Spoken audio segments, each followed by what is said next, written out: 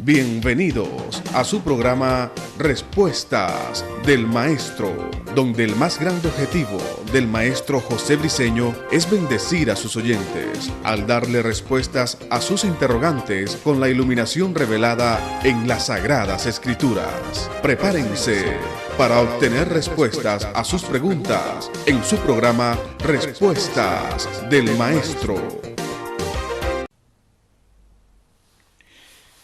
Bendiciones. De nuevo el maestro José Briceño con un programa más acerca de lo que es Respuestas del Maestro. En esta oportunidad quiero dar respuestas a una pregunta.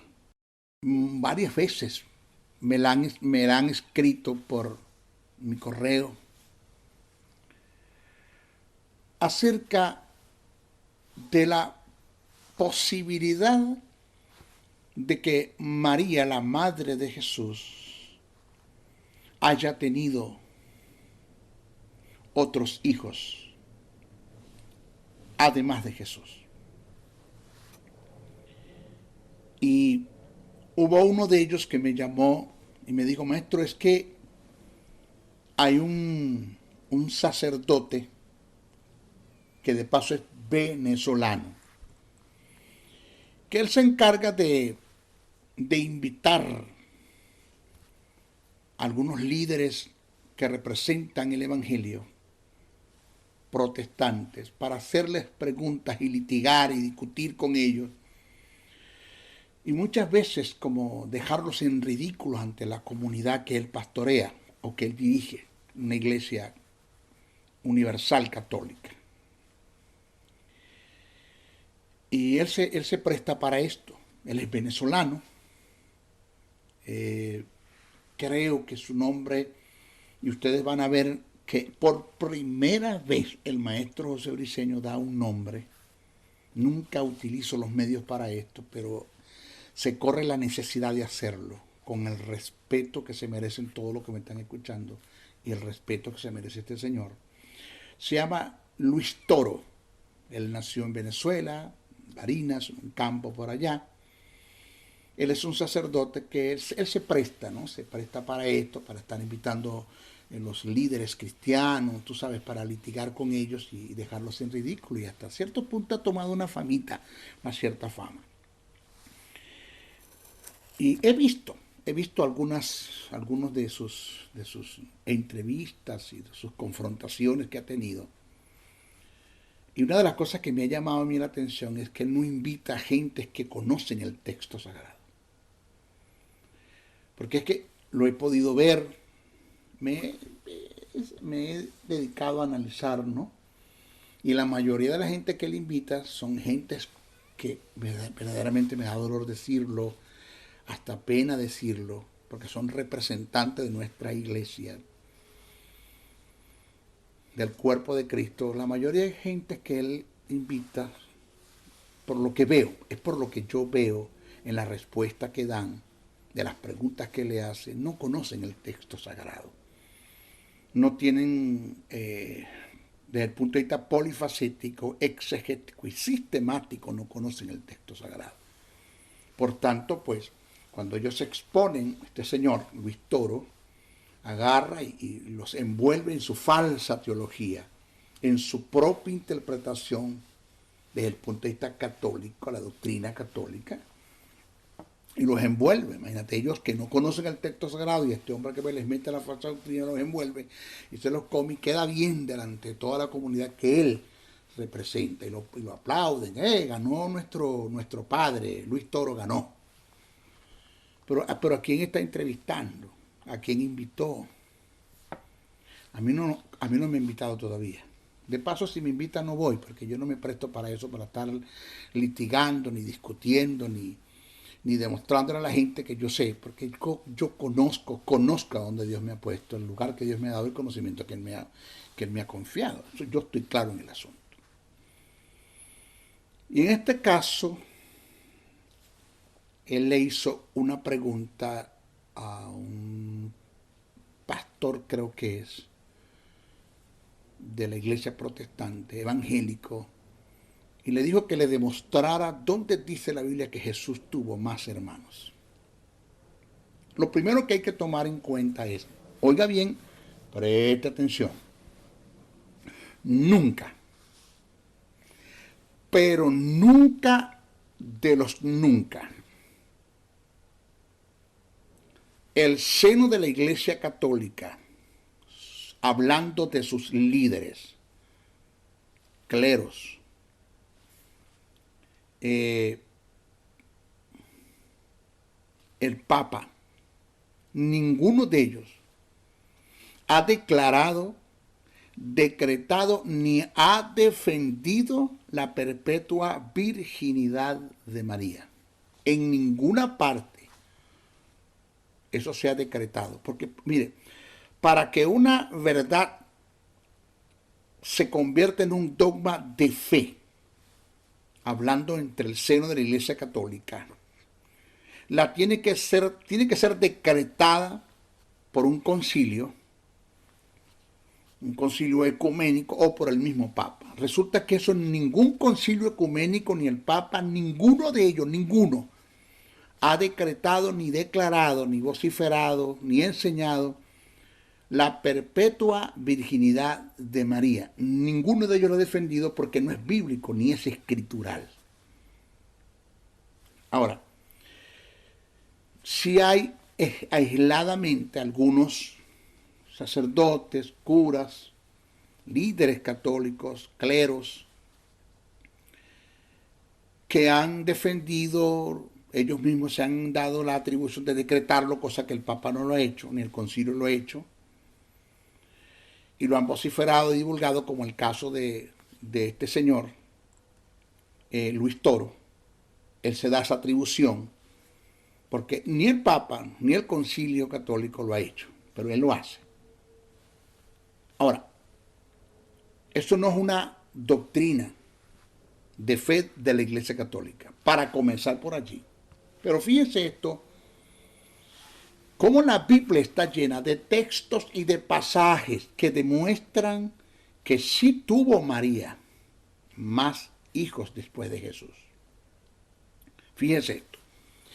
Cuando usted se va al libro de Lucas, el capítulo 2, versos 6 al 7, mire lo que expresa el pasaje. Y esto está exactamente escrito, así como está escrito en la Vulgata Latina,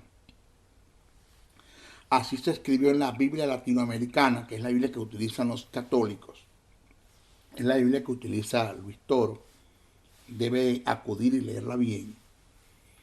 Así está escrita en todas las versiones, gracias a Dios que esto se respetó, tal como se escribió en el griego koiné. San Jerónimo de Estridón no se metió con esto, será que no lo vio, no fue advertido, yo no sé, pero lo dejó así como está, y gracias a Dios por eso. Dice el texto Lucas capítulo 2, versos 6 al 7, dice: mientras estaban en Belén,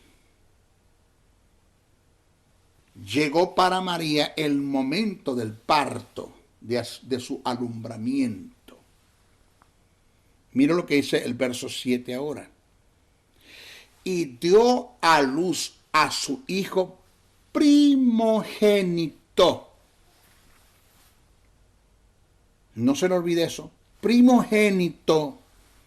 Lo envolvió en pañales y lo acostó en un pesebre, pues no había lugar para ellos en la sala principal de la casa. Y es esto. Cuando nosotros analizamos el término unigénito y el término primogénito, sus conceptos, sus significados, sus valores, por ende, son totalmente diferentes. Cuando nosotros hablamos del unigénito Hijo de Dios, del Padre, el término unigénito es un término compuesto que significa único en su género, monogene, único en su género. Ese es Jesús. Pero cuando la Biblia hace mención de Jesús como hijo de María, no utiliza el término unigénito, sino primogénito, que es prototokos, que significa el primero entre muchos. Ese es el término primogénito, que significa el primero entre muchos o entre otros. Entonces, repito, cuando la Biblia te hace mención de Jesús como el unigénito, se refiere al Hijo del Padre, el único en su género.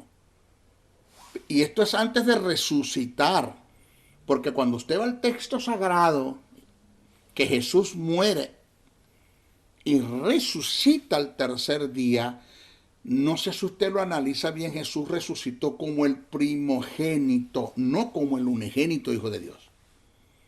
Jesús resucita como el primogénito. Oído, muere como el unigénito del Padre y resucita como el primogénito del Padre. Por eso es que Jesús cuando se le aparece a las mujeres que lo van a tocar, dicen, no me toques porque no he ido al Padre, pero ve y dile a mis hermanos y a tus hermanos que voy a mi Padre, a vuestro Padre, a mi Dios y a vuestro Dios. ¿Por qué? Porque Jesús se levantó como el primogénito. Esto es duro lo que voy a decir. Esta es la locura del maestro briseño, pero es una verdad bíblica. Jesús perdió la unigenitura. Ya Jesús no es el unigénito Hijo del Padre. Jesús es el primogénito, porque si Jesús sigue siendo el unigénito Hijo del Padre, entonces nosotros somos hijastros de Dios. Somos criaturas de Dios, hijastros de Dios, pero no somos hijos. Porque de la única forma que Dios nos pueda a nosotros llamar hijos, porque somos regenerados, a los que creen en su nombre, les dio potestad de ser hechos hijos de Dios. De la única manera que Dios me llame a mi hijo es que Jesús pierda la figura de la unigenitura y pase a ser el primogénito entre muchos. Porque si Jesús sigue siendo unigénito, entonces Dios no tiene más hijos. Pero la Biblia dice que nosotros somos hijos de Dios porque aceptamos el plan de salvación. En nosotros se dieron los incidentes que se cumplieron, los incidentes que se dieron en la cruz del Calvario, como la redención, la remisión y la propiciación. Y estos tres incidentes permitió que Dios impartiera la justicia divina, extirpara el estado de pecado, impartiera la justicia divina, colocó el estado de pecado sobre Jesús y tomó la justicia que estaba en Jesús y la puso sobre nosotros. Ese es el misterio del cambio. Eso se llama remisión. Remitir es quitar de para poner en. Dios quitó de mí el estado de pecado y lo puso sobre Jesús, y quitó de Jesús el estado de justicia y lo puso sobre mí. Al que no conoció pecado, por nosotros lo hizo pecado para que nosotros fuésemos hechos justicia de Dios en él. Y eso permite que Dios estirpe, desramifique, quite de mí la muerte eterna y la coloca sobre Jesús, y quita de Jesús la vida eterna y la pone sobre mí. Bien. Esto es el estado de regeneración. Me regeneró. Regenerarme significa llevarme al género original en el que estaba antes de caer en Adán. Dios me llevó al mismo estado de Adán antes de caer, me hizo su hijo, pasando a Jesús a ser el primogénito entre muchos, pero ya no es el unigénito Hijo de Dios. De modo que si nosotros tomamos en cuenta desde el punto de vista etimológico, estudiamos la etimología del término unigénito y primogénito, nos podemos dar cuenta que María sí tuvo más hijos. Jesús nace como el unigénito Hijo de Dios, muere como el unigénito Hijo de Dios y resucita como el primogénito. Pero en relación a María, cuando nace, es el primogénito Hijo de María. Es el primero entre otros. Ahí tienes una prueba. ¿Tuvo María más hijos? Sí. Ahí tienes la primera prueba. Búscalo. Eso está en Lucas, capítulo 2, versos 6 al 7. Eso está en tu Biblia. La Narca Calunga está en la Vulgata Latina, está en la Biblia latinoamericana, está en la Biblia que utilizan los creyentes de la Iglesia Universal, la Iglesia Católica. Eso está en tu Biblia. Búscalo y te vas a dar cuenta que Jesús sí tuvo más hermanos.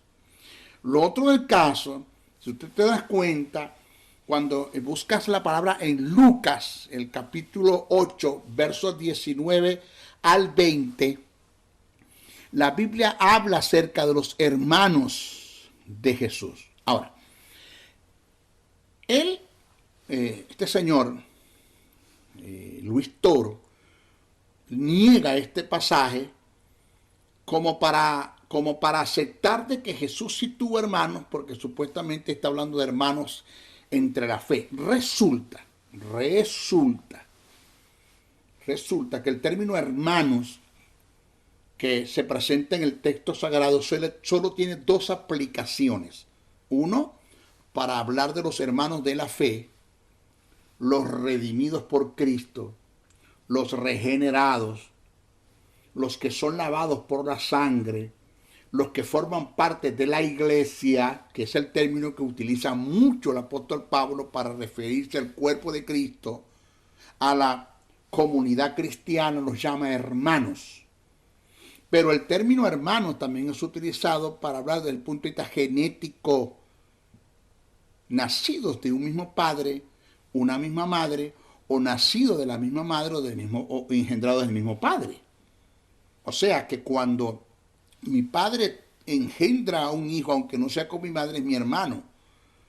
Y todos los hijos que mi madre conciba y ellas le dé a luz, aunque no sean hijos de mi padre, son mis hermanos. Más cuando mis hermanos son hijos de padre y madre. Entonces, el término hermanos tiene dos aplicaciones en el texto sagrado. Uno, para hablar de la comunidad, de los que tenemos la misma fe en Cristo, y también tiene que hablar del punto de vista genético. Ahora, en el caso de Lucas, el capítulo 8, verso 19 al 20, está hablando de hermanos genéticamente hablando, de sangre, hijos de María. ¿Por qué?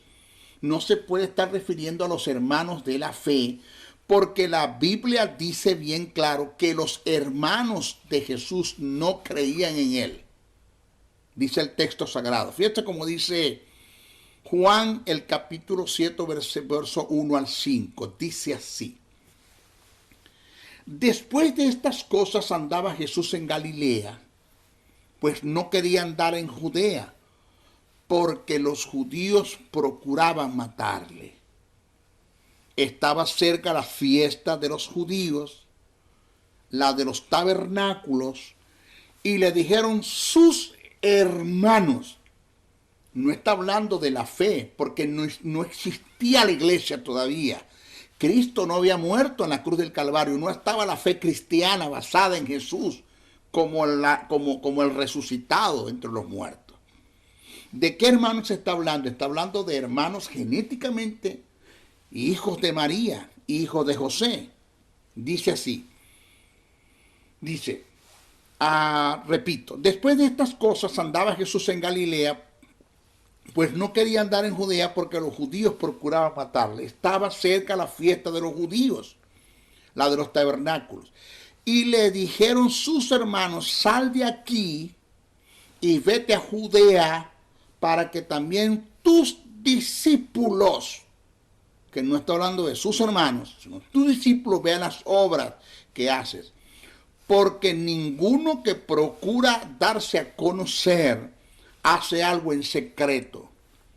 Si estas cosas haces, manifiéstate, le están diciendo a sus hermanos, al mundo, dice el texto, y termina en el verso 5, porque ni aun sus hermanos creían en él.